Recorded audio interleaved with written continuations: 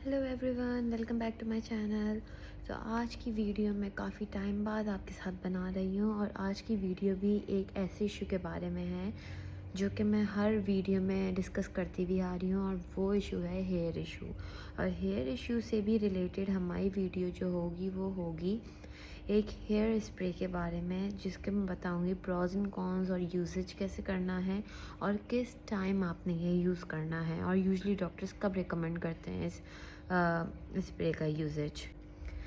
तो वो स्प्रे है माइनॉक्सिडिल। माइनॉक्सिडिल का आपने नाम तो सुना ही होगा। वो यूजली जो हैं डॉक्टर्स जो हैं पेशेंट्स को तब रेफ़र करते हैं जब पेशेंट कंप्लेन के साथ आता है कि एक्सेसिव हेयर फॉल उसको हो रहा है या एलोपेशिया हो गया है, बहुत बड़े बड़े पैचेस, बॉल्ड पैचेस उसके सर पे आ गए हैं। तो ये स्प्रे जो है वो मतलब ट्रिगर करता है हेयर ग्रोथ में, स्टिमुलेट करता है हेयर ग्रोथ को, और हमारी बहुत जल्दी हम लोग को विजिबल इफ़ेक्ट नज़र आता है। बहुत से पेशेंट्स के इसके लिए पॉजिटिव रिव्यूज़ हैं, बहुत से पेशेंट्स जो हैं इसके अगेंस्ट हैं कि ये हमें इसका कोई फ़ायदा नहीं हुआ, उल्टा बहुत से सेवरल साइड इफ़ेक्ट्स इसके लोगों ने फेस किए हैं।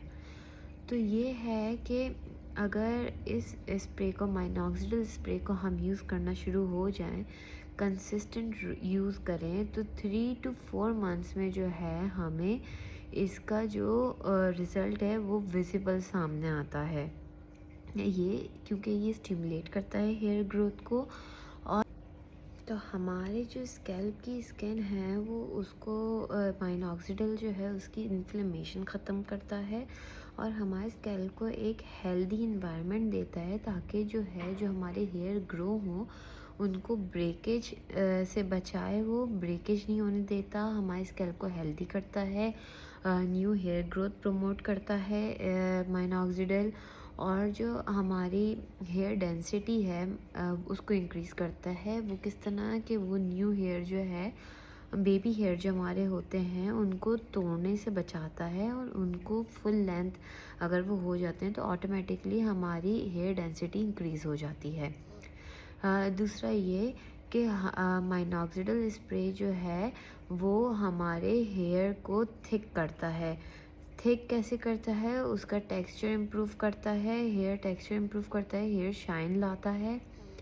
और हमारे जो अगर जिसका पतला बाल होता है उस हेयर को जो है ये मोटा करता है, मजबूत करता है, स्ट्रॉन्ग करता है कि वो हमारे रूट्स इतने ज़्यादा स्ट्रॉन्ग हो जाएं कि वो टूट ना पाएँ।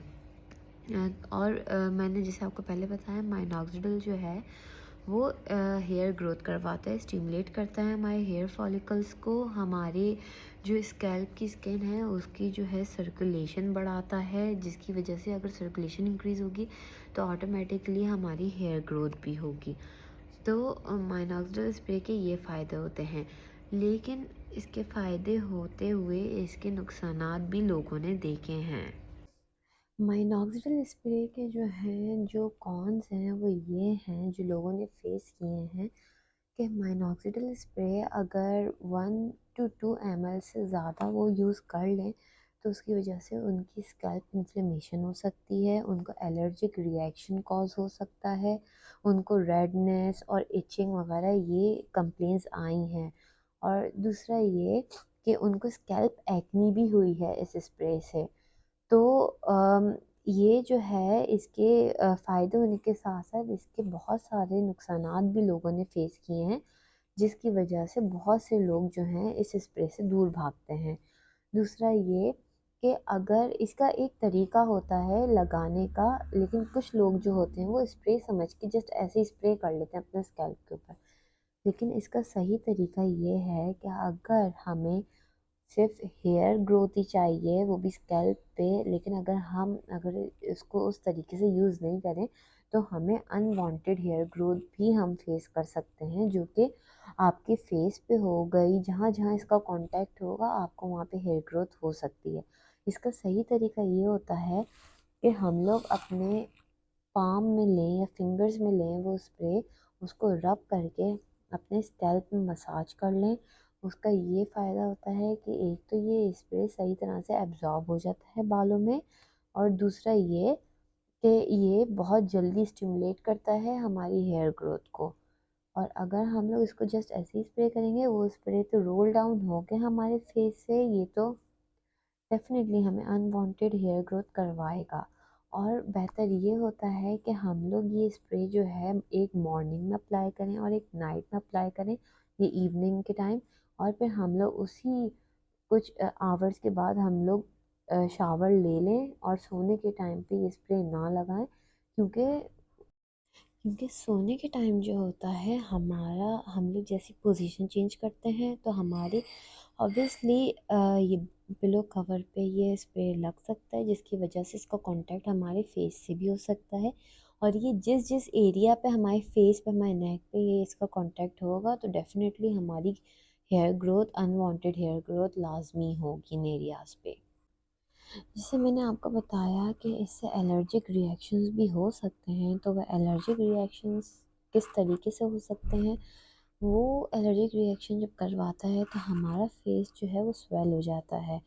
क्यों? क्योंकि वेज़ोडाइलेशन जब होती है हमारी बॉडी में, तो ऑटोमेटिकली जिस जगह से जो है हमारा ब्लड फ्लो ज़्यादा हो जाता है, वो उस जगह को स्वेल कर देते हैं। तो ये है हमारा फेस, इससे स्वेल भी हो जाता है, डिफ़िकल्टी इन ब्रीदिंग हो सकती है हमें।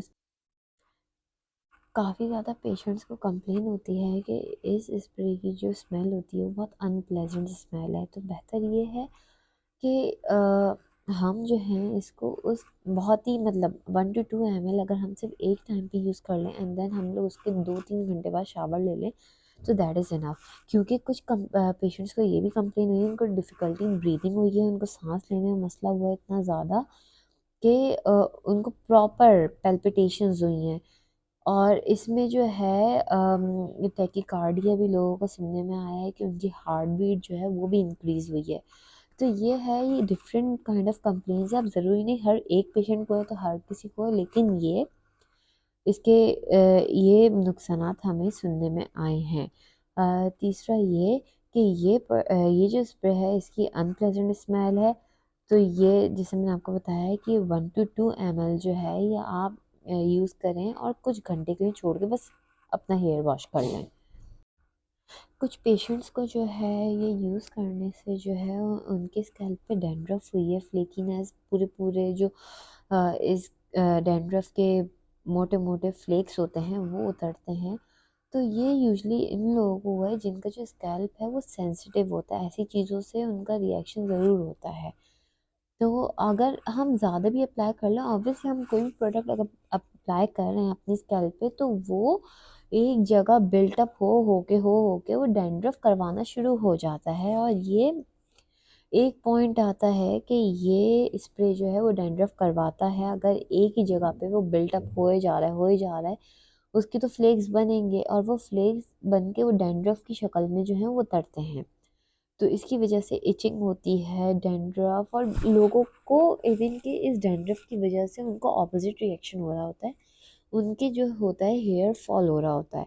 और वैसे भी अगर हम लोग ये माइनॉक्सिडिल स्प्रे यूज़ करना शुरू करेंगे तो इनिशियल फेज़ में जो होती है, जिसको हम कहते हैं शेडिंग, हम एक चीज़ स्टार्ट करना शुरू करेंगे तो इनिशियली एक फ़ेज़ आता है जिसमें वो शेड करवाता है, जो हमारे हेयर होते हैं जो बहुत ही लूज़ हो रहे होते हैं हमारे स्कैल्प पे, ऑलमोस्ट हेयर फॉल होने वाले होते हैं लेकिन हुए नहीं होते, तो उनको जो है वो शेडिंग करवाता है।